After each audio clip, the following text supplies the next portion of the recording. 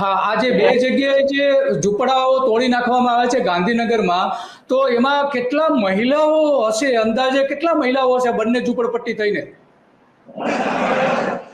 બંને ઝૂંપડપટ્ટીની અંદર આશરે 1500 જેટલા પરિવાર છે. એની અંદર 700-800 બહેનો છે, જે અત્યારે 25% જે બહેનો તો પોતાના જે ઘર પાડી દીધા છે, એને કંઈક ને કંઈક નાની મોટી ઘર વખરી હોય તો એનું ધ્યાન રાખીને બેઠા છે. પણ સાંજ સુધીમાં સરકાર વાત ન સાંભળે તો તમામ બહેનો, બાળકો અને જેટલા લોકોના ગુજરાતભરની અંદર મકાન પડ્યા એ બધાને અમે આપના માધ્યમથી કહેવી છીએ કે આ સરકાર માત્ર ને માત્ર ગરીબ પરિવારને ટાર્ગેટ કરે છે. તો તમારા મકાન ન પાડે અને ન્યાય મેળવવા માટે ગાંધીનગર પહોંચો અને આ લોકોને મદદ કરો, એવું આપના માધ્યમથી કહેવી છીએ. અને મીડિયા મિત્રને પણ અમે બે હાથ જોડે વિનંતી કરી છે કે ગરીબ સાથે અન્યાય થયો છે તો એ લોકોને ન્યાય અપાવવા માટે આપના જેવા અને તમામ મીડિયા લોકો અમને સહકાર આપે.